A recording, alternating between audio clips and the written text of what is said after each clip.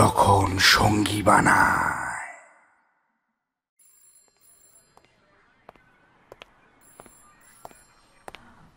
Hello sir, আপনি কি এখানকার ওসি মিস্টার পাকরাশি? হ্যাঁ, আমি এখানকার ওসি মিস্টার রুদ্রদেব পাকরাশি। বলুন কি দরকার? স্যার, আমি অবিনাশ রায়, রায় অ্যান্ড সন্স কোম্পানির চেয়ারম্যান। আসলে আমাদের বাড়িতে রিসেন্টলি একটা জিনিস চুরি হয়েছে। যদি কাইন্ডলি আপনারা গিয়ে একটু দেখে আসতেন ব্যাপারটা। দেখুন মিস্টার রায়, কি জিনিস চুরি হয়েছে সেটার বিবরণ দিয়ে আগে একটা জেনারেল ডায়েরি করুন। আহ, আচ্ছা আচ্ছা, কোথায় করব ডায়েরিটা? বাইরে কনস্টেবল আছে, ওনার কাছে গিয়ে ডায়েরি করে তারপর আমার কাছে আসবেন। ঠিক আছে।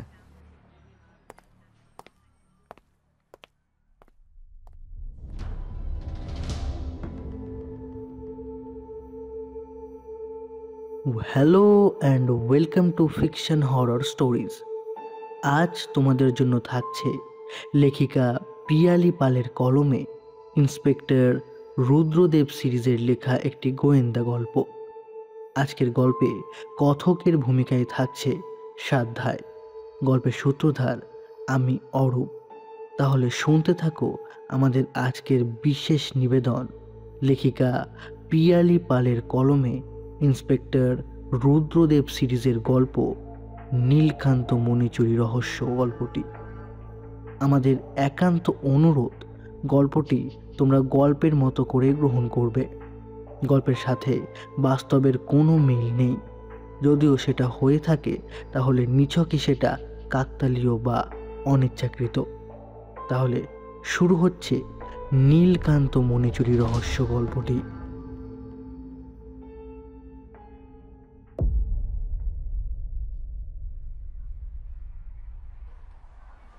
এরপর অবিনাশবাবু কনস্টেবলের কাছে গিয়ে ডায়েরি করে আবার রুদ্রদেব বাবুর কাছে আসেন।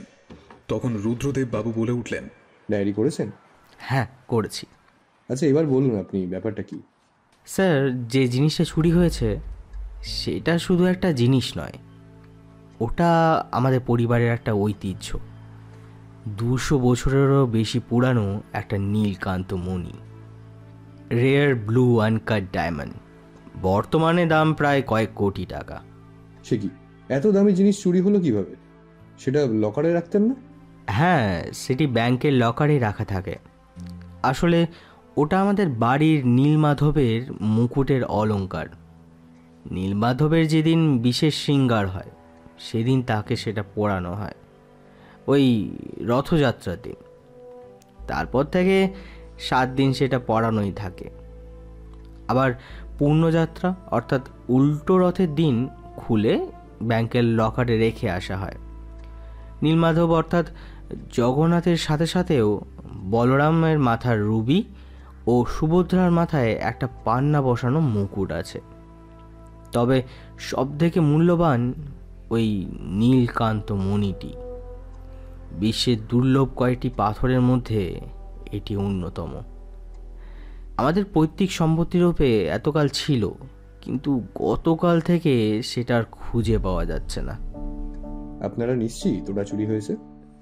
এমনটাই তো মনে হচ্ছে। বাড়ির সব জায়গায় খুঁজেও কিছু পাওয়া যায়নি। তারপরই আমরা পুলিশে আসার সিদ্ধান্ত নিই। আচ্ছা, আপনি ডায়েরি করেছেন, এবার আপনি বাড়ি যান। আমি 2জন কনস্টেবল নিয়ে একটু পরেই যাচ্ছি। আপনার বাড়ির ঠিকানাটা একটু দিয়ে যাবেন। আচ্ছা স্যার। এই বলে অবিনাশবাবু বাড়ির ঠিকানা দিয়ে বাড়ি চলে যান।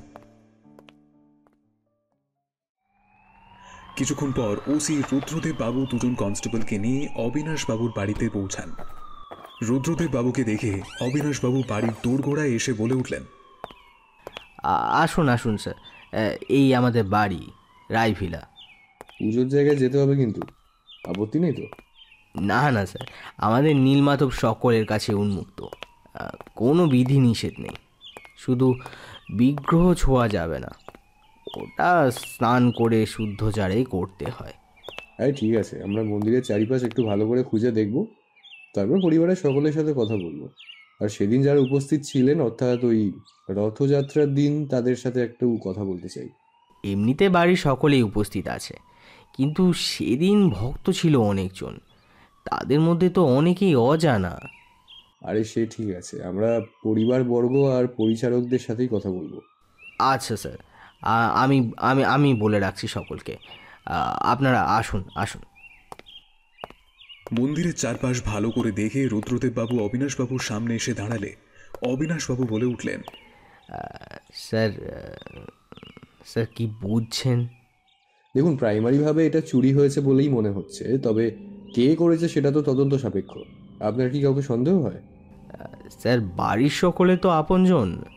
আমার বাবা মা, আমার 2 ভাই, আমার স্ত্রী, তার ছেলেমেয়েরা, সুখী পরিবার। আমাদের মধ্যে তেমন ঝামেলা ছিল না। পরিচারকদের মধ্যে 2 জন ড্রাইভার আর 1 জন রাঁধুনি, আর ঠিকে ঝি আছে 1 জন। তারা সকলেই আমাদের সাথে আছে বহু বছর ধরেই। তাদের অবিশ্বাস করার কোনো প্রশ্নই ওঠে না। শুধু আমাদের আশ্রিত 1 জন আছেন, অর্থাৎ আমার দুঃসম্পর্কের পিসির ছেলে স্বপন, নতুন এসেছে এখানে। সেই কি করে? এমন কিছুই নয়, ওই ক্রিকেট খেলে মাঠে মাঠে, আর বাড়ির টুকটাক কাজ করে দেয়, যেমন বাজার দোকান এইসব করে দেওয়া, আর ছেলে মেয়েদের টিউশন থেকে নিয়ে আসা, এইসবই করে। সে কতদিন হলো আছে? তাও প্রায় 2 বছর হলো। তাকে সন্দেহ করার মতন কিছু আছে কি? না, আর একটু হাত টান স্বভাব আছে। বাজারের পয়সা থেকে অনেক সময় টাকা মেরে নেয়, কিন্তু চুরি টুরি তো তেমন কিছু করেনি, তাই হলপ করে কিছু বলতে পারছি না ওকে। I C. সবার সাথে কথা তো বললাম, দেখি কোনো ক্লু পাই কিনা। তবে তদন্ত যতদিন চলছে সবাই শহরের মধ্যেই থাকবেন, আমাদের দরকারে আবার ডেকে পাঠাতে পারি। আচ্ছা, প্রথম তো আপনিই দেখেছিলেন না মনিটা মিসিং? হ্যাঁ স্যার, আমি সকালে স্নান সেরে পুজো করতে যাই রোজ। ঠাকুরকে বাসি বাসন ছাড়িয়ে নতুন কাঁচা বসন পরিয়ে বাল্য সেবার দায়িত্ব থাকে আমার ওপর। তারপর নিত্য পুরোহিত আসেন, তিনি ভোগ দেন, পুজো করেন। সেদিন বসন পড়াতে গিয়েই আমার চোখে পড়ে যে মণিটা নেই। রাতে ছোট ভাই শয়ন দেয়, তখনও ছিল মণি ওই বিগ্রহের মাথায়। 1 রাতের মধ্যে চুরি কীভাবে হলো সেটাই আশ্চর্যের। রাতে আমাদের মেন দরজায় তালা দেওয়াই থাকে, বাইরে সিসিটিভিও আছে, সেখানে কিছু দেখা যায়নি। আচ্ছা, সবটাই শুনলাম আজ। যদি সন্দেহজনক কিছু দেখতে পান আমাদের জানাবেন, আমরাও তদন্ত চালাচ্ছি, দেখি কতদূর কি করা যায়। স্যার ওটা আমাদের ঐতিহ্য। মণিটা চুরি যাওয়া মানে অশুভ আমাদের পরিবারের জন্য। একটা আলাদা সেন্টিমেন্ট জড়িয়ে আছে, বুঝতেই পারছেন। তাই আজ থেকে প্রায় 100 বছর আগে প্রপিতামহ ওই মণিটি কিনেছিলেন বিদেশি অকশন থেকে। তারপর থেকে আমাদের ওষুধের ব্যবসার রমরমা। পরিবারের সবাই মনে করে ওটা ভগবানের আশীর্বাদ। আমার বাবাও খুব ভেঙে পড়েছিলেন এতে। সে তো স্বাভাবিক, আপনি চিন্তা করবেন না, আমরা যথাসম্ভব চেষ্টা করছি ওটা খুঁজে বের করার। মনিটার ছবিও তো নিয়ে যাচ্ছি, আশা করি চোর বিক্রি করতে যাক আর পালাতেই যাক, ধরা তো পড়বেই। ধন্যবাদ স্যার, ধন্যবাদ। আসছি আমরা আজ, প্রয়োজনে আবার আসতে হতে পারে, সবাইকে জানিয়ে রাখবেন। হ্যাঁ হ্যাঁ, নিশ্চয়ই স্যার, নিশ্চয়ই।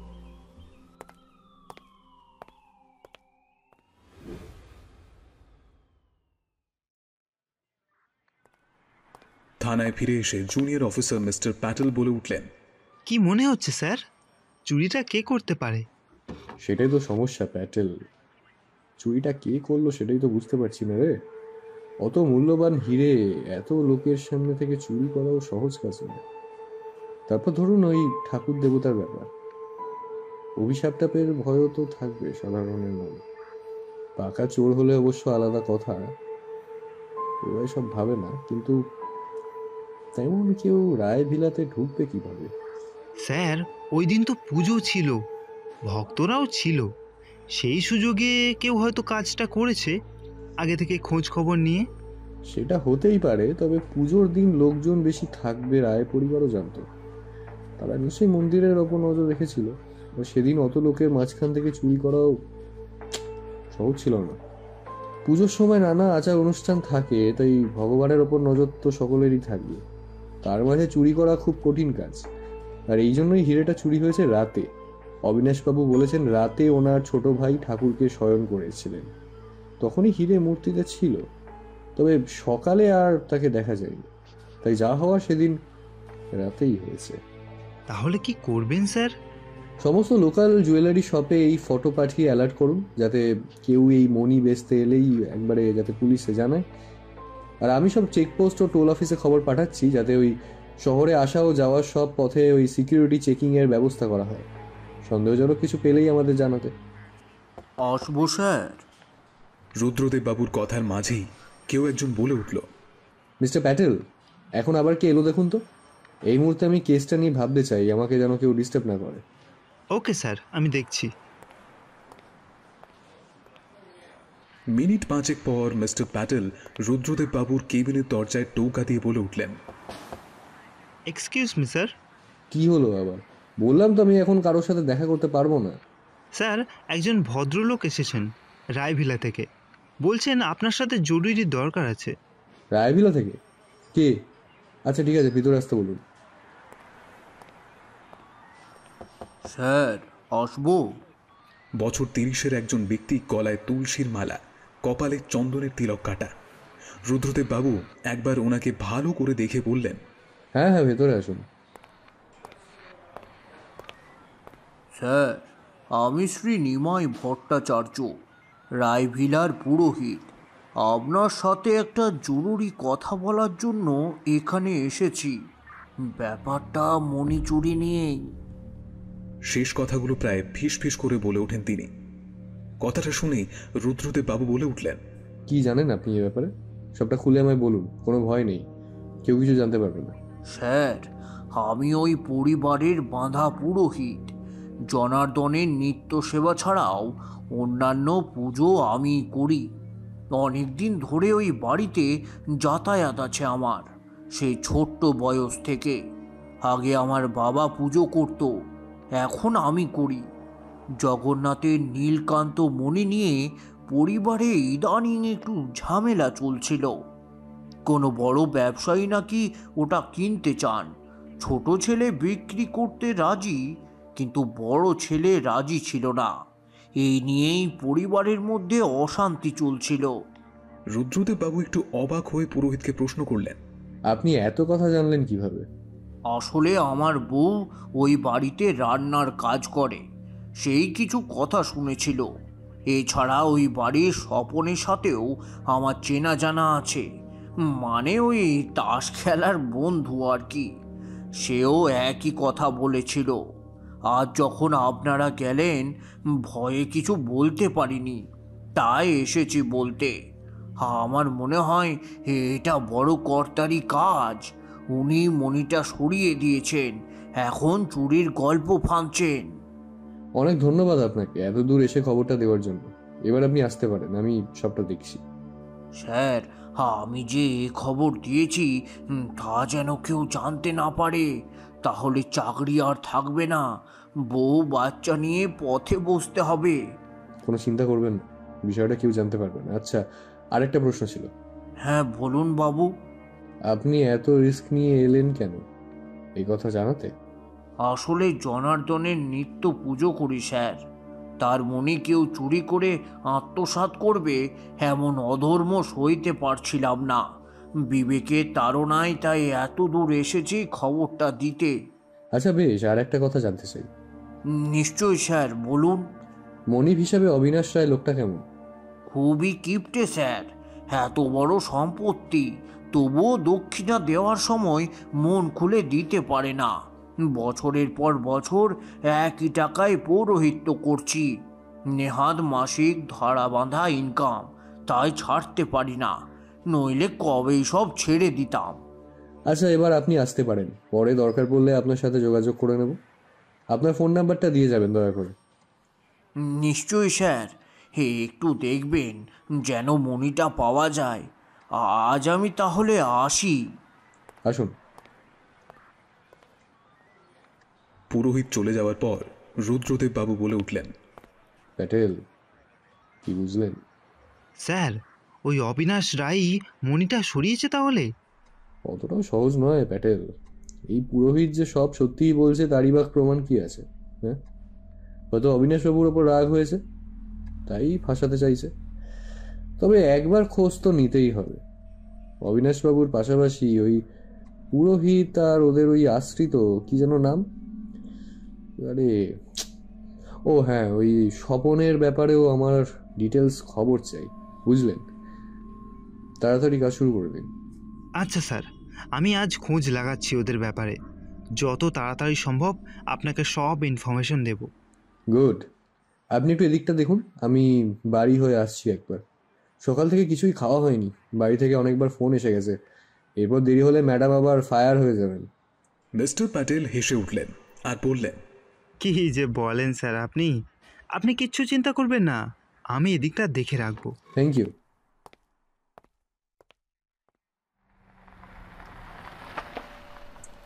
বিকেলের দিকে রুদ্রদেব বাবু আবার থানায় আসেন।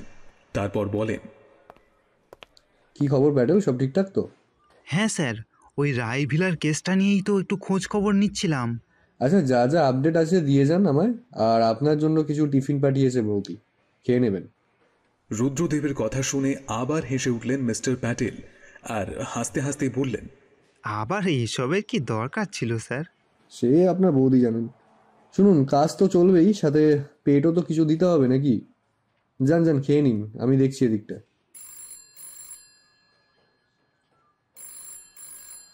এমন সময়ে থানার ফোনটা বেজে উঠল। রুদ্রদেব বাবু টেলিফোনটা রিসিভ করে বলে উঠলেন, হ্যালো, হ্যাঁ কি, কখন, কোথায়, আর কিভাবে? আচ্ছা আচ্ছা, আমি এখনই আসছি। টেলিফোনটা রেখেই রুদ্রদেব বাবু গেলেন রায়ভেলাতে আর গিয়ে বললেন, কে ফোন করেছিল থানায়? কে প্রথম দেখেছিল ওনাকে? আমি স্যার। স্যার, আজ বিকালেই বড়দা দুপুরে খাওয়া দাওয়া সেরে নিজের ঘরেই ঘুমিয়েছিলেন। সন্ধ্যা হয়ে গেলেও উঠছে না দেখে বড় বৌদি প্রথমে দেখেন ব্যাপারটা, বাড়ির সকলকে চিৎকার করে ডাকেন। তারপর আমরা আসি, ডাক্তার ডাকা হয়। উনি এসে বলেন সব শেষ। স্বপন কথাগুলো বলছিল আর তারই কথার মাঝে ডুকরে কেঁদে ওঠেন বাড়ির বড় বউ, অর্থাৎ অবিনাশ বাবুর স্ত্রী। আচ্ছা, বডি তো এখন পোস্টমর্টমের জন্য পাঠানো হবে, আর ওই রুমটা সিল করা হবে। কেউ এই ঘরে কিছুদিন যেতে পারবেন না। আর আপনাদের মনের অবস্থা বুঝতেই পারছি, তবু সকলকে বলবো সাবধানে থাকতে আর আমাদের সাথে সহযোগিতা করতে, তদন্তের সাথে, বুঝতেই পারছেন। নিশ্চয়ই স্যার, আমরা সব রকম সহযোগিতা করতে প্রস্তুত। আপনি শুধু যত তাড়াতাড়ি সম্ভব অপরাধীকে খুঁজে বের করুন। সেটাই তো আমাদের ডিউটি, আমরা চেষ্টা চালিয়ে যাচ্ছি। হঠাৎ অবিনাশ বাবুর বাবা অলোকেশ বাবু বেরিয়ে এসে বললেন, ঘোর অমঙ্গল হয়েছে। নীলমাধবের মনে নিয়ে ছেলে খেলা, সবাইকে শাস্তি পেতে হবে, কেউ রেহাই পাবে না। প্লিজ কিছু মনে করবেন না স্যার, উনি আমার বাবা। বয়সজনিত কারণে ভুলভাল বকেন, তার ওপর এত বড় শোক, বুঝতেই তো পারছেন। না না, আমি কিছু মনে করিনি। সবার বয়ান আবার নেওয়া হবে। বাড়ির সবাইকে ডাকুন। কনস্টেবলকে ডেকে সকলের বয়ান লিখে নিতে বললেন রুদ্রদেব বাবু। এরপর বডি হাসপাতালে পাঠিয়ে রুম সিল করে রুদ্রদেব বাবু পুলিশ স্টেশনে ফিরে আসেন।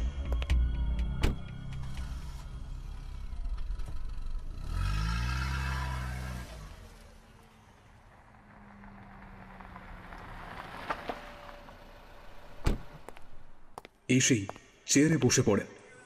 খুব বিধ্বস্ত লাগছিল মিস্টার পাঁকড়াশিকে। ইতিমধ্যেই সাব ইন্সপেক্টর মিস্টার প্যাটেলও আসেন। রুদ্রদেব বাবুকে এমন দেখে বলে উঠলেন, স্যার, কি শুনছি এসব? ঠিকই শুনেছেন প্যাটেল, অবিনাশবাবু মারা গেছেন। যতদূর সম্ভব এটা খুন করা হয়েছে। খুন? কি বলছেন স্যার? কে করলো? সেটাই তো ধাঁধা প্যাটেল, ক্রমশ রহস্য ঘনীভূত হচ্ছে। আলো দেখতে পাচ্ছি না কোথাও, আরো গভীরে ভাবতে হবে, বুঝলেন? সেই সব তো বুঝলাম, কিন্তু অবিনাশবাবু খুন হলেন কেন? কারণ অনেক কিছুই হতে পারে। হয়তো চুরির ভাগ, বা চুরি আটকানো, বা সত্যিটা প্রকাশ পাওয়ার ভয়। তাহলে এখন কি করব স্যার? আগে পোস্টমর্টম রিপোর্টটা দেখি, এদিকে আরো কিছু তথ্য জোগাড় করতে হবে। ইতিমধ্যেই এক কনস্টেবল এসে জানায় কমিশনার সাহেব মিস্টার পাকরাশিকে এখনই তার অফিসে ডেকে পাঠিয়েছেন। কথাটি শুনে রুদ্রদেব বাবু বলে উঠলেন, হ্যাঁ আসছি আমি। খবরটা শুনে রুদ্রদেব বাবু কমিশনার সাহেবের সাথে দেখা করতে যান। দরজায় টোকা দিয়ে রুদ্রদেব বাবু বলে উঠলেন, স্যার আসবো? হ্যাঁ আসুন। স্যার আমাকে ডেকেছিলেন? ও পাকড়াশি, হ্যাঁ হ্যাঁ আসুন, আপনাকেই ডেকেছিলাম। কি শুনছি এইসব পাকড়াশি? নীলকান্ত মণি চুরি হয়ে গেল, তারপর আবার খুন, আর ইনভেস্টিগেশন এখনও চলছে, কোনো ক্লু নেই? স্যার আমি চেষ্টা করছি যত তাড়াতাড়ি সম্ভব অপরাধীকে খুঁজে বার করা। না পাকড়াশি না, এভাবে হবে না। উপর থেকে চাপ আসছে। 7 দিন সময় দিলাম তোমাকে, আর সিবিআইকেও ইনফর্ম করা হয়েছে, ওরাও কাজ শুরু করে দিয়েছে। তুমিও ওদের সহযোগিতা করো। স্যার কেসটা কার হাতে? আই মিন সিবিআই থেকে কে আসছেন? সেটা জানি না, তবে 2 জন আসবেন বললেন ওনারা। কাল থেকে জোর কদমে কাজ করুন, আর রোজের রিপোর্ট আমার চাই। 7 দিন সময় আছে কিন্তু আপনার কাছে। আমি চেষ্টা করবো স্যার। আপনার ওপর আমার বিশ্বাস আছে, তবে বুঝতেই পারছেন খুব ইনফ্লুয়েন্সের লোক, ওপরতলা থেকে আমিও চাপে আছি। সো প্লিজ একটু তাড়াতাড়ি করুন। নিশ্চয়ই স্যার। কথাগুলো বলেই রুদ্রদেব বেরিয়ে নিজের থানায় চলে আসেন। আর এমন সময় মিস্টার বোসকে দেখে রুদ্রদেব বাবু বলে উঠলেন, আরে what a pleasant surprise! Mister Bose আপনি? হ্যাঁ ভাইয়া, আবার একসাথে। ডেস্টিনি বুঝলে। আর পরিচয় করিয়ে দিই, ইনি হলেন mister Rohit Khastgir, senior officer, খুব efficient. Nice to meet you sir. আপনারা একে অপরকে চেনেন মনে হচ্ছে। আরে চিনি মানে, ও আমার ভাইয়ের মতো। আগেও কিছু কেস একসাথে হ্যান্ডেল করেছি আমরা। ও আইসি, তাহলে তো ভালোই হলো। দেখুন এবার কিন্তু খুব জটিল কেস, ওপর থেকে খুব চাপ দিচ্ছে। আমাদের যত তাড়াতাড়ি সম্ভব এগোতে হবে কেসটা নিয়ে। নিশ্চয়ই স্যার। আমি এতদিন ইনভেস্টিগেশন করে যা যা ইনফরমেশন পেয়েছি এই ফাইলে আছে, আপনারা একটু দেখে নিন, আর কিভাবে এগোনো যায় একটু যদি সাহায্য করেন। সে তো বলবই, আগে কেসটা পুরোটা স্টাডি করতে হবে। আপনি আমাদের ঘন্টা 2 সময় দিন, ততক্ষণ আপনি যেমন কাজ করছিলেন তেমনই করুন, আমরা আপনাকে ডেকে নেব। ঠিক আছে স্যার। কিছুক্ষণ পর মিস্টার খাস্তগির রুদ্রদেব বাবুকে ডেকে পাঠালেন। দরজায় টোকা দিয়ে রুদ্রদেব বাবু বলে উঠলেন, স্যার ডেকেছেন আমায়?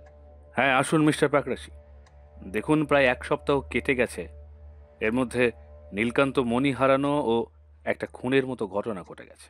ইনভেস্টিগেশনে যতদূর দেখছি কোনো ক্লু পাওয়া যায়নি। সবাইকে জেরা করা হয়েছে ঠিকই, কিন্তু কে সত্যি বলছে আর কে নয় সেটাই সবচেয়ে বড় ব্যাপার। আমার মনে হয় এভাবে হবে না, ওদের আলাদা আলাদাভাবে ইন্টারোগেট করতে হবে। প্রথমে বড় ভাইকে সাসপেক্ট করা হলেও সেই খুন হয়, সুতরাং ধরে নেওয়াই যায় যে দোষী অন্য কেউ। এবার আসে ছোট ভাই আর ওদের আশ্রিত একজন। ওদের পুরোহিত সন্দেহের বাইরে নয়। এদের আবার জেরা করুন, বাড়ির মহিলাদেরও করুন, ওদের থেকেও কিছু জানা যেতে পারে। আর ওদের কাজের লোকেদেরও আবার জেরা করা দরকার। আচ্ছা স্যার, একবার ওদের জেরা করেছিলাম, সেসব নথিভুক্ত আছে ফাইলে। আপনার কথা মতন আবার ওদের জেরা করব। আর স্যার শুনেছি ওদের পারিবারিক ব্যবসার লোকসান চলছে আজকাল, সেটাও কিন্তু মণি চুরির উদ্দেশ্য হতে পারে। ও তাই নাকি? অফকোর্স ওটা একটা সলিড কারণ হতেই পারে। সেক্ষেত্রে ছোট ভাই কাজ করতে পারে। ভালো করে এই বিষয়ে আরও খোঁজ নিন, আর ওদের পরিবারের লোকেদের জেরা করার সময় আমরাও থাকবো সেখানে। নিশ্চয়ই স্যার, আমি ওদের ফোন করে জানাচ্ছি। কালই তাহলে সকলকে আলাদা আলাদাভাবে জেরা করা হবে।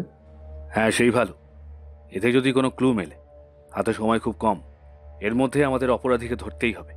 হ্যাঁ স্যার, আমিও সেটাই চাই। ও হ্যাঁ, একটা সিসিটিভি বসানোর ব্যবস্থা করুন ওদের রায় ভিলার বাইরে, তবে ব্যাপারটা যেন গোপন থাকে। আচ্ছা স্যার, হয়ে যাবে। এইভাবে 3 দিন কেটে যায়, কিন্তু তদন্ত সেই এক জায়গায় গিয়ে আটকে যায়। কি করবে কিছুই বুঝতে পারছে না। সেই সব দেখে রুদ্রদেব বাবু বলে উঠলেন, স্যার 3 দিন এর মধ্যেই তো হয়ে গেল, এখনো তো তেমন কিছুই খবর পাওয়া গেল না। সকলকে জেরা, সিসিটিভি সব করা হয়েছে, কিন্তু আমরা তো সেই আধারেই। সেটাই তো ভাবাচ্ছে মিস্টার পাকরাশি। মিস্টার বোস ওই রায়দের অফিসেও গেছিলেন, সেখানে মন্দা চলছে এটুকুই যা জানা গেছে, কিন্তু কোনো গাফিলতি তো চোখে পড়েনি। ওদের পুরোহিত আর ওই আত্মীয় স্বপনের ওপর নজরও রাখা হয়েছে, কিন্তু সুরাহা তো কিছুতেই মিলছে না। মিস্টার বোস আপনি কি বলেন? স্যার আমি আর বিশেষ কি বলবো, তবে বোধহয় আমরা একটা কিছু মিস করে যাচ্ছি। কি বলুন তো? সেটাই তো ধরতে পারছি না স্যার। পসিবল সব জায়গাতেই খোঁজ খবর নেওয়া হয়েছে, কিন্তু সেরকম কিছুই পাওয়া যায়নি। তবে এখন কি করণীয় বলে মনে করছেন আপনি? ওপর থেকে কিন্তু রোজই চাপ দেওয়া হচ্ছে। কি বলবো তাদের? স্যার যদি বলেন একবার মিসেস পাকরাশিকে এই কেসটায় ইনভলভ করতে চাই। মিসেস পাকরাশি মানে রুদ্রদেববাবুর স্ত্রী? আগে হ্যাঁ স্যার, খুবই বুদ্ধিমতী ও বিচক্ষণ মেয়ে, আমার বোনেরই মতো। ওর থেকে একবার সাজেশন নিতে চাই, যদি আপনি পারমিশন দেন। মিস্টার পাকরাশি, আপনার কোনো আপত্তি নেই তো? কি যে বলেন স্যার, আমার আপত্তি থাকবে কেন? বরং কেসটা সুজাতা সলভ করতে পারলে আমার ভালোই লাগবে। ও যথেষ্ট এফিশিয়েন্ট। আমারও মনে হয় একবার ওকে ইনভলভ করলে ভালোই হবে। বেশ, তবে তাই হোক। তবে ব্যাপারটা একটু গোপনীয় রাখতে হবে। পুলিশের কাজে কোনো বাইরের লোকের হস্তক্ষেপ কিন্তু একেবারেই অনুচিত। তবে মিসেস পাকরাশির কথা আমি আগেও শুনেছি। কিছু কেস উনি খুব সুন্দর সলভ করেছেন, তাই ওনার উপর আমার ভরসা আছে। মিস্টার পাকরাশি, আপনি আজই বাড়ি থেকে জানান ওনাকে, আমিও ফোনে কথা বলে নেব। আচ্ছা স্যার, আমি আসি তাহলে আজ। আচ্ছা, পরবর্তী অ্যাকশন তাহলে আপনার থেকে জেনে নেব আমি। ঠিক আছে স্যার।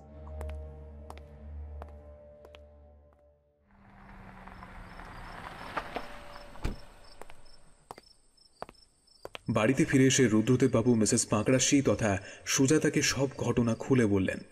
সেই সব শুনে সুজাতা বলে উঠল, সবই তো শুনলাম, কিন্তু তোমরা এত বড় বড় পুলিশের অফিসার থাকতে আমি কেন আবার? আসলে কেসটা খুব জটিল হয়ে যাচ্ছে, আর ওপর মহলেরও চাপ আছে, তাড়াতাড়ি সমাধান করতে হবে। তাই তোমাকে ইনভলভ করতে বলছে মিস্টার বোস। আমি কি পারবো এসব? একবার চেষ্টা করো প্লিজ। তোমার উপর আমার সম্পূর্ণ আস্থা আর ভরসা আছে। তুমি একটা না একটা দিশা দেখাবেই। আচ্ছা দাঁড়াও, দেখি কতদূর কি করতে পারি। আজ রাতে কেস হিস্ট্রিটা পুরোটা পড়তে হবে আগে, কাল থেকে কাজ শুরু করতে পারবো তাহলে। আচ্ছা তাই করো তাহলে। কেসের ব্যাপারে সবকিছু জেনে সুজাতা একটা প্ল্যান করলো, আর সেই প্ল্যানের ব্যাপারে শুনে রুদ্রদেববাবু বলে উঠলেন, প্ল্যান তো সবই শুনলাম, কিন্তু একটু বেশি রিস্ক নেওয়া হয়ে যাবে না? রিস্ক তো একটু নিতেই হবে। ওপর এতদিন তদন্ত চললো, লাভের লাভ তো কিছু হলো না। এবার মনে হচ্ছে ভিতরে ঢুকে আসল কালপিট খুঁজতে হবে। ঠিক আছে, তুমি যা বলবে তাই হবে। তোমার ইয়ারফোনটা সাবধানে রেখো, কোনো অসুবিধা বুঝলেই আমাকে জানাবে, আমি কাছাকাছিই থাকবো। আচ্ছা।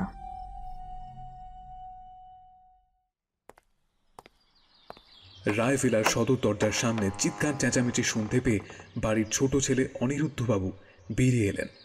বাইরে এসে দেখতে পেলেন বাড়ির দারোয়ান রাজু কোনো এক মেয়েকে প্রশ্ন করছে। এই তুই কে রে? আমি মালতী, আগের কাজের মাসির দিদির মেয়ে। আমাকে মাসি পাঠিয়েছে এখানে, দাদাবাবুরা সব জানে। ঢুকতে দাও দেখি, মেলা দেরি হয়ে গেল। কি ব্যাপার রাজু? ছোট দাদাবাবু, দেখুন এই মেয়ে ছেলেটাকে, ভিতরে আসতে চাইছে। বলছে ওকে শরমাদি মানে আগের ঠিকে ঝি পাঠিয়েছে। তা নয় তো কি? আমি কি মিছে কথা কইছি নাকি? আমার কি লাভ মিছে কথা বলে? লোক না লাগলে বলে দাও, আমি আসছি, আরো দুবারই কাজ আছে আমার। আচ্ছা আচ্ছা এসো।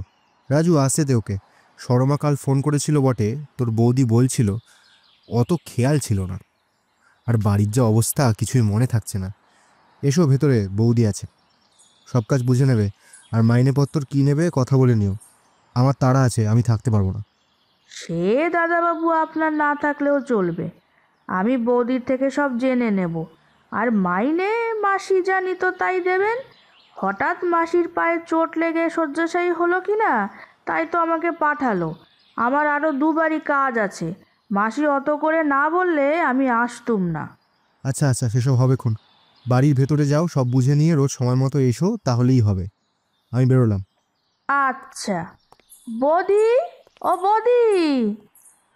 বৌদি বৌদি ডাক দিতে দিতে ঘরের ভেতরে চলে গেল মালতী ওরফে সুজাতা পাকরাশি। দেখে বোঝার উপায় নেই উনি একজন অফিসারের স্ত্রী। বেশভূষা থেকে কথা সবেতেই তাক লাগানো অভিনয়। ভেতরে গিয়ে অনিরুদ্ধবাবুর স্ত্রীর সাথে কথাবার্তা হয়। সব কাজ বুঝে নিয়ে কাজে লেগে পড়ে সুজাতা। কাজ করতে করতে বাড়ির চারিদিকে লক্ষ্য রাখে সে। কাজ বলতে দুবেলা এসে এঁটো বাসন মাজা, ঘর মোছা আর ঝাড়ু দেওয়া, এসব করতে করতে সব ঘর ঘুরে দেখা হয়ে যায় সুজাতার। কাজ করে আর কান পড়ে থাকে লোকজনের কথাবার্তায়। বড় বউ শোকগ্রস্ত, তাই খুব একটা বেরোয় না ঘর থেকে। বুড়ো শ্বশুরও প্রায় শয্যাশায়ী।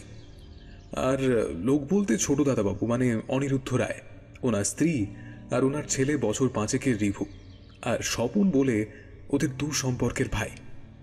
যা বুঝলেন ছোট বউই এখন বাড়ির কর্ত্রী।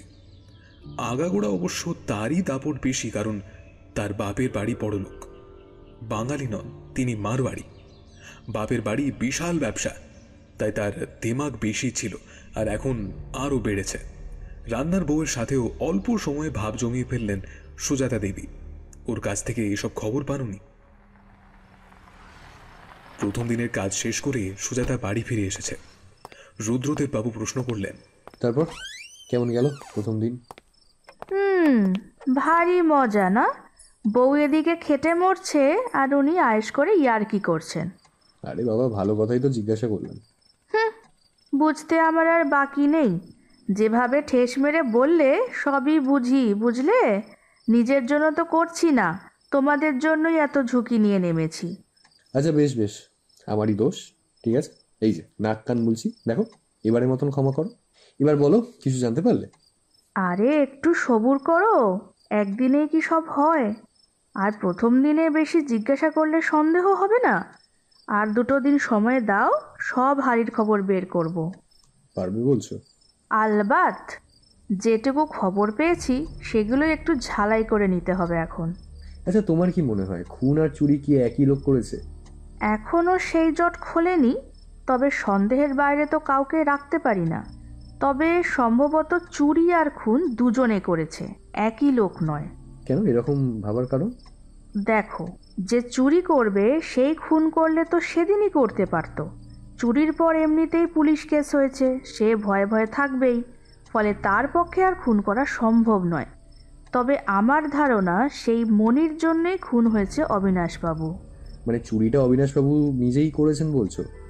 হতেই পারে, চুরি করে নিজেই পুলিশ কমপ্লেন করেছেন যাতে ওনার ওপর সন্দেহ না হয় কারোর, আর সেটা কেউ দেখে নিয়ে হয়তো ব্ল্যাকমেল করছিল ওনাকে ভাগের জন্য, আর সেটা না পেয়েই খুন করে। আমি বলছি না এখনই এটাই হয়েছে, তবে হতেই পারে এমন কিছু।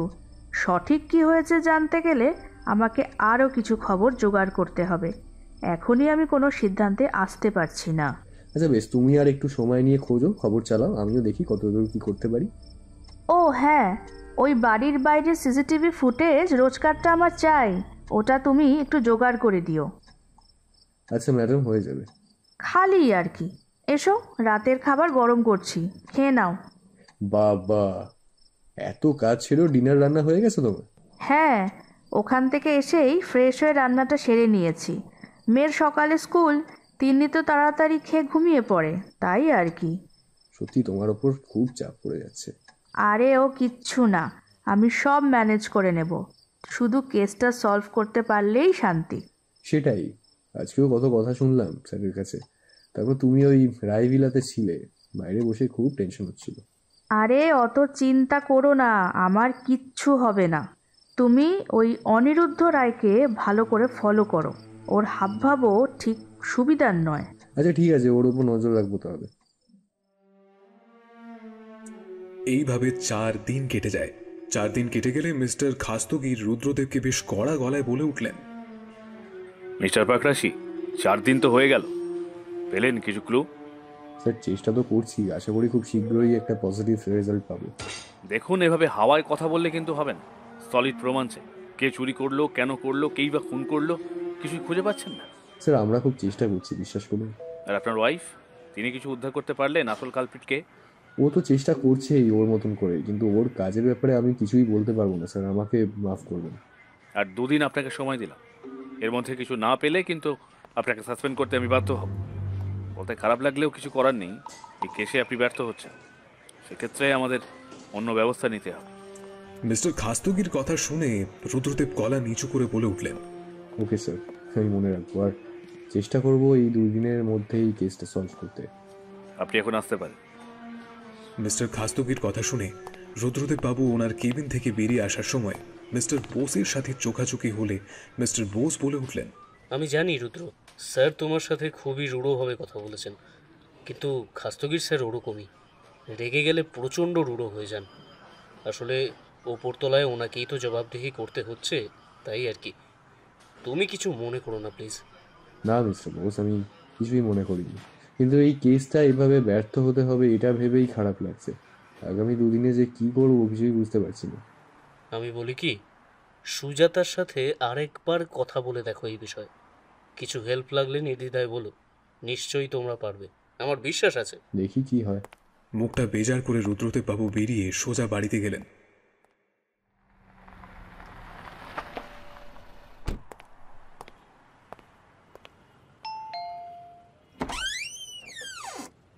এতক্ষণ যে রাগটা উনি কাউকে দেখাতে পারছিলেন না, সেটা এখন বাড়িতে গিয়ে নিজেই গজগজ করতে লাগলেন।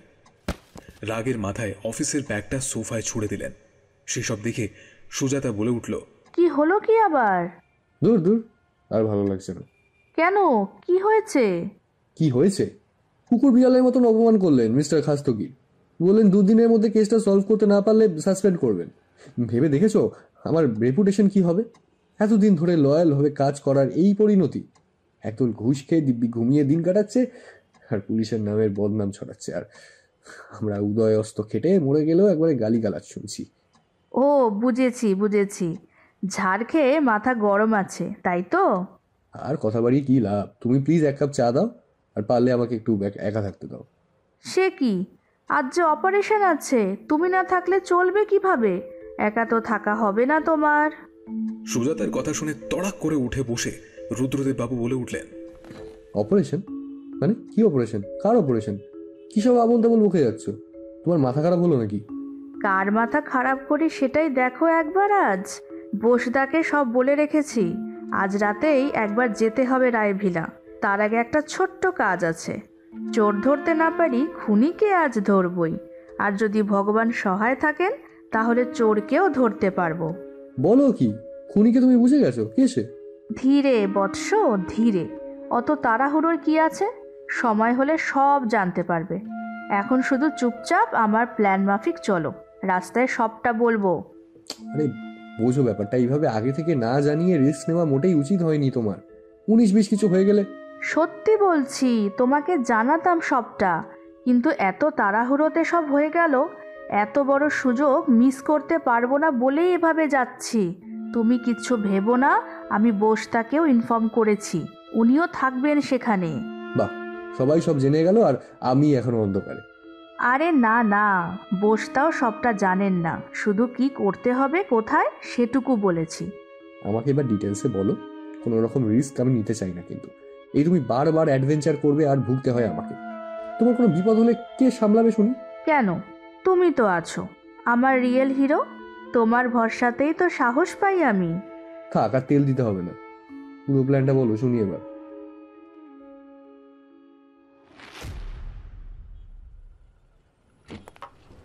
কিছুক্ষণ পর একটা 5 তারা হোটেলে সুজাতা ছদ্মবেশে বসে আছে, কানে তার ইয়ারফোন।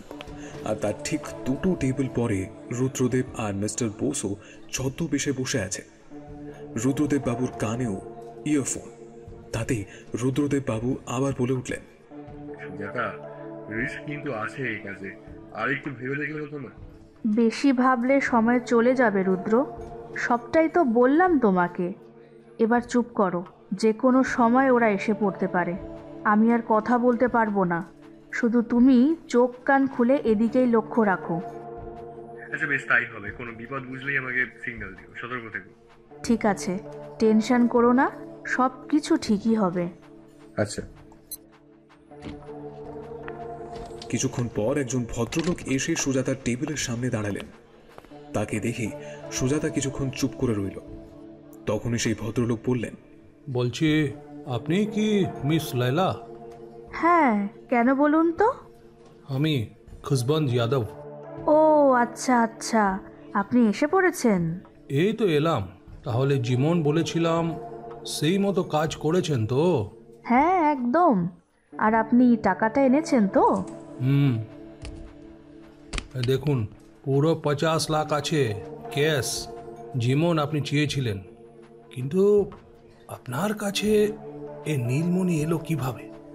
আসলে আমাকে এটা রায়ভিলা থেকে কেউ এসে বেচে দিয়েছিল। নাম প্রকাশ করতে মানা আছে। আমি 40 লাখে নিয়েছিলাম, আপনি 50-এ রাজি হলেন, তাই আপনাকেই দিলাম। নইলে আমার আরও কাস্টমার ধরা আছে, পুলিশি ঝামেলা না হলে আরও প্রফিট করতে পারতাম। আচ্ছা আচ্ছা, জিনিসটা দেখি একবার। নিশ্চয়ই, তবে আপনি এটা নিয়ে কি করবেন? জামাই তো এটার মালিক শুনেছি। আরে এটার ওপর তো নজর আমার অনেক দিনের। তারপর ওদের ব্যবসার লোকসান চলছিল, তাই আমি মেয়েকে দিয়ে বলেছিলাম যে মনিটা বিক্রি করলে আমি কিনবো। ইচ্ছা মতো দাম অফার করেছিলাম, কিন্তু রাজি হলো না ওরা, বিশেষ করে ওর বাবা, বড় দাদা। তারপর কি হলো, নিজেকেই মরতে হলো। যত সব উল্লু এই বাঙালিগুলো, ব্যবসা তো কিছুই বোঝে না, খালি সেন্টিমেন্ট। My foot. সে তো ঠিকই। এই যে স্যার, নীলমণি মানে নীলকান্তমণি, একেবারে অ্যান্টিক পিস। থাক, আমাকে আর বোঝাতে এসো না। জহুরির চোখ, বুঝলে? সব জানি আমি এই ব্যাপারে, শুধু দেখে শিওর হয়ে নেব। দিনকাল যা পড়েছে, কাউকে বিশ্বাস নেই। সে তো বটেই, তবে স্যার টাকাটা? আচমকাই নিজের গলার স্বর পরিবর্তন করে খুশবন্তজি বলে উঠলেন, টাকা? কিসের টাকা? চুরি করে আবার টাকা? এই এই এই বেঁধে ফেলো থেকে। কথা বলার সাথে সাথেই 2-3 ছেলে সুজাতাকে ঘিরে ধরল। সেই সব দেখে সুজাতা বলে উঠল, কাজটা অত সহজ হবে না খুশবন্তজি। মানে এরা কারা? এই ধর ধর, এদিকে তাকিয়ে দেখছিস কি? ধর। কিচ্ছু করার নেই খুশবন্তজি, ওদের পিছনে রাইফেল তাক করা আছে, চেয়ে দেখুন, পুরো এলাকা পুলিশে ঘিরে ফেলেছে। মানে মানে আপনি পুলিশ? না, উনি পুলিশ নন, আমার ওয়াইফ সুজাতা পাকরাশি, আর আমি mister Rudradev Pakrashi, OC of Mumbai police. নাম তো শুনেছেন নিশ্চয়ই। মানে এটা টেরাপ ছিল? হায় দেবা, হায়। কেউ বাঁচাতে পারবে না আজ। You are under arrest. এক চুল নড়ার চেষ্টা করলে সোজা গুলি করব। আমায় মাফ করে দিন প্লিজ, আমি কিছু জানি না, আমি খুন করিনি। সে তো আদালতে প্রমাণ হবে। এবার চলুন পুলিশ ভ্যানে, শ্রীঘরের হাওয়া খাইয়ে আনি। আর তোমরা বাকি সবটাকে ভ্যানে তোলো। মিস্টার বোস, আপনিও যান ওদের সাথে। আমি আর সুজাতা এনাকে নিয়ে যাচ্ছি, থানায় গিয়ে কথা হবে। ওকে রুদ্র।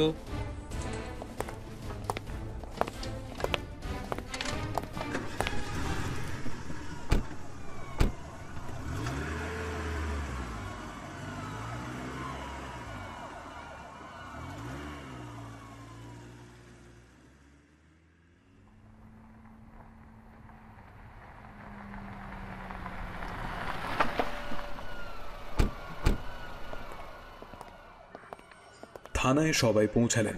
সেখানে উপস্থিত ছিলেন মিস্টার বোস, মিস্টার খাস্তগির, রুদ্রদেব, সুজাতা, এমনকি কমিশনার সাহেবও। তখনই মিস্টার খাস্তগির বলে উঠলেন, এবার পুরো ঘটনাটা বলুন তো ম্যাডাম, কি হয়েছিল? আর এই খুশবন্ত যাদব এলো কোথা থেকে? বলছি, আসলে লাস্ট 1 সপ্তাহ ধরে আমি রায়ভিলাতে কাজের লোকের বেশে কাজ করছিলাম, ভিতরের খবর কিছু পাওয়ার জন্য। কাজ করার ফাঁকে ফাঁকে এদিক ওদিক নজর রাখতাম আর ভাব জমাতাম ওখানকার রান্নার লোকের সাথে। রান্নার লোক মানে সেই পুরোহিতের স্ত্রী? হ্যাঁ, উনিও বহুদিন ধরে রয়েছেন রায়ভিলাতে। যা বুঝেছি, ছোট ছেলে অনিরুদ্ধ স্ত্রী হলেন এই খুশবন্ত সিংয়ের মেয়ে। ইনি মেয়েকে দিয়ে কোনো ক্রমে ওই মণিটা আত্মসাৎ করতে চেয়েছিলেন। সুযোগ এনে দেয় ব্যবসার মন্দার অজুহাত দেখিয়ে ওই মণি বিক্রি করতে রাজি করাতে বলেছিলেন। অবিনাশবাবু প্রথমে রাজি না হলেও পরে মত দেন, কিন্তু ওনাদের বাবা মোটেও মত দেয়নি। এর ফলে ঝগড়া অশান্তি চলছিল। এরই মধ্যে মণিটা হারায়। মণি তো অলোকেশ রায় হাতছাড়া করতে চায়নি, তাই ওনাকে কেউ সন্দেহ করেননি। সবাই সন্দেহ করে অবিনাশ রায়কে। সেই জন্যই উনি খুন হন? না, একদমই না। ওনার খুন হওয়ার পেছনে অন্য কেউ আছে। যদিও মণিটা খুঁজে পাওয়া না গেলে খুশবন্ত যাদব সন্দেহ করেন অবিনাশ বাবুকেই, কিন্তু খুন খুশবন্তজি করেননি। তাহলে খুনি কে? সেটা জানতে হলে আমাদের এখনই রায়ভিলাতে যেতে হবে।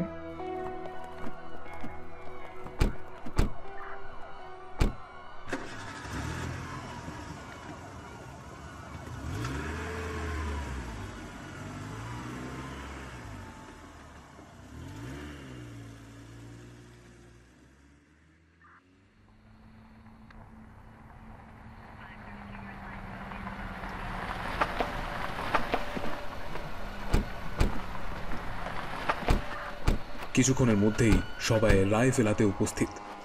বাড়ির সবাইকে হল ঘরে আসতে বললেন রুদ্রদেব বাবু। সেই মতো সবাই হল ঘরে জমা হলো। এমন সময় অনিরুদ্ধ বাবু বলে উঠলেন, খুনি আর চোর ধরা পড়েছে? চুরি করার সিদ্ধান্ত যিনি করেছিলেন তিনি ধরা পড়েছেন, তবে উনি চুরি করেননি। সে কি কথা? তাহলে নীলকান্তমণি কোথায় গেল? সবটাই জানতে পারবেন, তার আগে খুনিকে তো ধরি। খুনি কি এই বাড়িতেই আছে? অবশ্যই, খুন যখন এই বাড়িতে হয়েছে তখন খুনিও তো এখানেই থাকবে, তাই না? সুজাতার কথা শুনে সবাই অবাক। অনিরুদ্ধবাবু বলে উঠলেন, কে খুনি? বলছি, তার আগে আমার কিছু প্রশ্ন আছে। হ্যাঁ বলুন, কি প্রশ্ন আছে? প্রশ্নটা আপনার কাছে নেই, যার কাছে আছে তাকেই জিজ্ঞাসা করব। কার কাছে আছে প্রশ্ন? মানে আপনি কাকে প্রশ্ন করতে চান? তা স্বপনবাবু, আপনার তো ক্রিকেটার হওয়ার স্বপ্ন শুনেছিলাম, কতদূর এগোলো? হঠাৎ এমন প্রশ্নে স্বপনবাবু একটু থতমত খেয়ে যায়। নিজেকে সামলে নিয়ে বলে উঠলেন, ওই প্র্যাকটিস চলছে, তেমন কিছু হয়নি এখনো। কোচের সাথে কথাবার্তা চলছিল শুনছিলাম, রঞ্জিতে নাকি আপনার নাম সুপারিশ করা হয়েছে। ওই আর কি, এখনো কিছু ফাইনাল হয়নি। হ্যাঁ তা তো বটেই, তবে যে 50,000 টাকাও দেওয়া হয়ে গেছে শুনেছি। টাকা দেওয়ার কথা শুনে স্বপনবাবু একটু চমকে উঠলেন আর জোর গলায় বলতে শুরু করলেন, কি আজে বাজে বকছেন? টাকা দিতে যাব কেন? আমি নিজের দক্ষতায় চান্স পাচ্ছি। পাশ থেকে তখন রুদ্রদেব বাবু বললেন, সেই, কিন্তু আপনার কোচ যে অন্য কথা বললেন, কি মিস্টার ব্যাটেল? হ্যাঁ স্যার, লোকাল ক্লাবের ক্রিকেট কোচ মিস্টার দুবে সে কথাই বলছিলেন, প্রয়োজন হলে তাকে ডেকে আনতে পারি। না, তার আর দরকার হবে বলে মনে হয় না। কি বলেন স্বপনবাবু? সুজাতার কথা শুনে স্বপনবাবু হাত জোর করে বলে উঠলেন, দেখুন স্যার, আমি মনে চুরি করিনি, আমি কিছু জানি না স্যার। আপনাকে তো আমি বলিনি যে আপনি চুরি করেছেন, আপনি তো খুন করেছেন। কথাটি শুনে বাড়ির সবাই চুপ। সেই সঙ্গে সুজাতা বলে উঠল, কি স্বপনবাবু, এবার আপনি সত্যি কথা বলবেন কিনা বলুন। স্বপনবাবু বুঝতে পারলেন আর লুকিয়ে কোনো লাভ হবে না, তাই হাত জোর করে কাঁদতে কাঁদতেই বলে উঠলেন, না, আসলে বড় দাদাবাবুকে আমি বলেছিলাম খেলার জন্য কিছু টাকা লাগবে, তাহলেই আমি সিলেক্ট হয়ে যাব। কিন্তু বড় দাদাবাবু আমাকে টাকা দিতে রাজি হয়নি। তার উপর আমার খেলা নিয়ে খুব আজে বাজে কথা বলেছিল। আমার খুব রাগ হয়, কিন্তু রাগ হলেই বা আমার হাতে তো আর কিছুই নেই। এমন সময় ছোট বৌদির বাবা আমাকে ফোন করে টাকা দেয়। আমি খুব অবাক হই, জিজ্ঞাসা করি কারণ, কিন্তু তিনি তখন কিছুই বলেন না। পরে একদিন আমাকে ডেকে বলেন, স্বপন, একটা কাজ তোমাকে আমার হয়ে করতে হবে। কি কাজ? এই যে ওষুধটা, এটা তোমার বড় দাদাবাবুকে খাইয়ে দিতে হবে। এটা কিসের ঔষধ? এটা ঘুমের ওষুধ। বড় দাদাবাবু তো ঘুমের ওষুধ খান না। হ্যাঁ, তাতে কি হয়েছে, তুমি খাইয়ে দেবে। কিন্তু কেন? ধরে লাও, এটাই তোমার কেরিয়ারের চাবিকাঠি। আমি তোমাকে সব রকম সাহায্য করব, সাথে যখন যা চাইবে তাই দেব। ভেবে দেখো কি করবে। এতে ভাবার কিছু নেই, আমি এই কাজ করব না। বেশ, তাহলে ক্রিকেটার হওয়ার স্বপ্ন তুমি বিসর্জন দাও, বুঝলে? তুমি যদি আমার কাজ না করো তাহলে আমি তোমার ক্রিকেটার হওয়ার সব রাস্তা বন্ধ করে দেব। তুমি হয়তো আমার পুরো পাওয়ার জানো না। তারপর আমি বাড়ি ফিরে আসি। আমার কাছে ফোন আসে, আমার নাম বাদ দেওয়া হয়েছে। আমি খুব ভেঙে পড়েছিলাম, কি করব কিছুই বুঝতে পারছিলাম না। একদিকে আমার স্বপ্ন, অন্যদিকে বড় দাদাবাবুর জীবন। তারপর অনেক ভেবে আমি আমার স্বপ্নকেই বেছে নিলাম। খুশবন্ত সাহেবের কথা মেনে নিলাম। তারপর সেদিনে বড় দাদাবাবুর খাবার খেয়ে নিজের ঘরেই বসেছিলেন, জল ছিল না, আমিই সেই জল ফেলে দিয়েছিলাম। তারপর সেই ঔষধ মাখানো জলটা আমি বড় দাদাবাবুকে দিয়ে এলাম। ঘরে আমি চুপচাপ বসেছিলাম। আমি জানতাম এরপর কি হবে। মনের মধ্যে খুবই অস্বস্তি হচ্ছিল, কিন্তু আমার তাতে কিছুই করার ছিল না। জেনে বুঝে আমি আমার এই হাতে বড় দাদাবাবুকে খুন করেছি। স্বপনের সব কথা শুনে বাড়ির তখন সবাই চুপ। চোখে জল নিয়ে অবিনাশবাবুর স্ত্রী তখন বলে উঠলেন, স্বপন, তুমি এ কাজ করতে পারলে আমার সিঁথির সিঁদুর তুমি মুছে দিলে। এই অন্যায়, এই পাপ কাজ করার সময় তোমার হাত কাঁপলো না? তোমার দাদাবাবু টাকা দেয়নি বলে ওকে তুমি সারা জীবনের মতো শেষ করে দিলে। আমার সন্তানকে তুমি অনাথ করে দিলে। কতই বা বয়স ওর, এটা তুমি কিভাবে করতে পারলে বলো? মমতা দেবীর কথা শুনে সবাই চুপ। অনিরুদ্ধবাবু বলে উঠলেন, বৌদি, আমি হয়তো দাদার খালি জায়গাটা পূরণ করতে পারবো না, কিন্তু দীপুর কোনো অমর্যাদা আমি হতে দেব না। ওর যা অধিকার ও তাই পাবে, ওর ভাগ কেউ নিতে পারবে না। খুনিকে সেটা না হয় বোঝা গেল, কিন্তু চুরিটা কে করলো? চুরিটা আমার মনে হয় হয়নি। কি বলেন অলোকেশবাবু? বাবা, হ্যাঁ, আমি ওটা সরিয়ে রেখেছিলাম।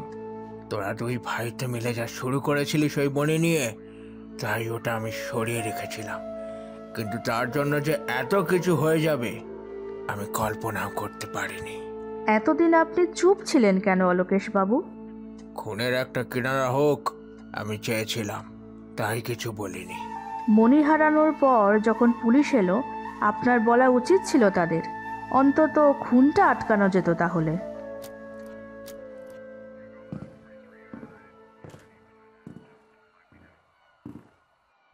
হল ঘরের মধ্যে তখন সবাই চুপ। স্বপনকে গ্রেফতার করে পুলিশ নিয়ে যায়। সুজাতা, রুদ্রদেব, মিস্টার খাস্তগির, মিস্টার বোস সবাই কমিশনারের কেবিনে। তখন মিস্টার খাস্তগির বলে উঠলেন, মিসেস পাকরাশি, আপনার বুদ্ধির প্রশংসা করতে হয়। আপনি যেভাবে সবকিছু হ্যান্ডেল করলেন তা সত্যি প্রশংসার যোগ্য। না না, এমনটা নয়। আমার একার পক্ষে এইসব কিছু বের করা সম্ভব ছিল না।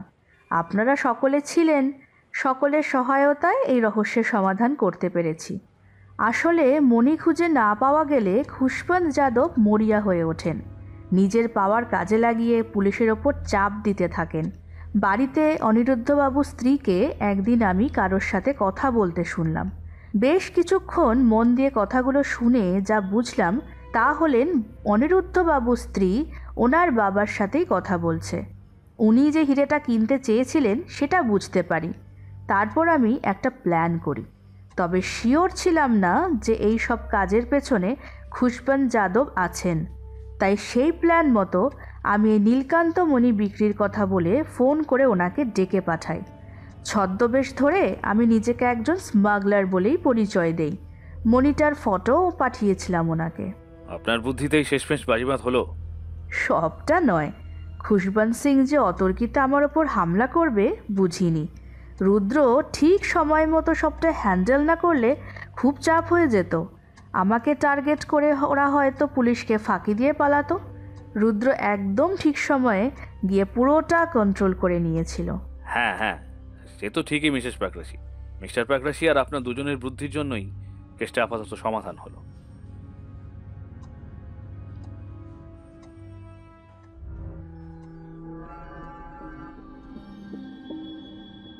তোমরা এতক্ষণ শুনছিলে লেখিকা পিয়ালি পালের কলমে নীলকান্ত মণি চুরি রহস্য।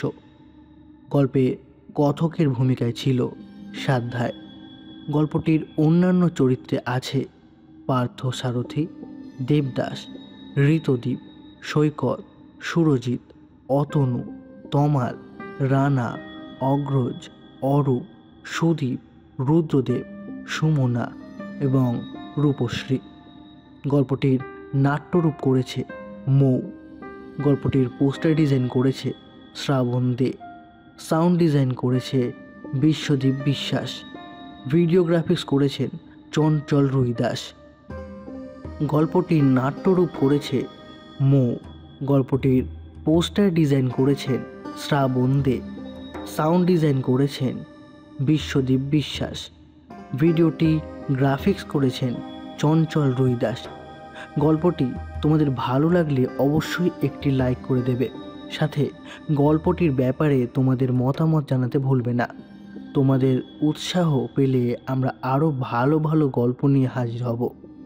আজকের মতো বিদায় নিলাম। ততক্ষণের জন্য শুনতে থাকো ফিকশন হরর স্টোরিজ চ্যানেল গল্প।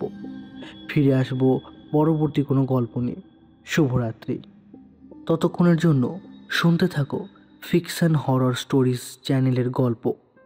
ফিরে আসবো পরবর্তী কোনো গল্পে। শুভরাত্রি।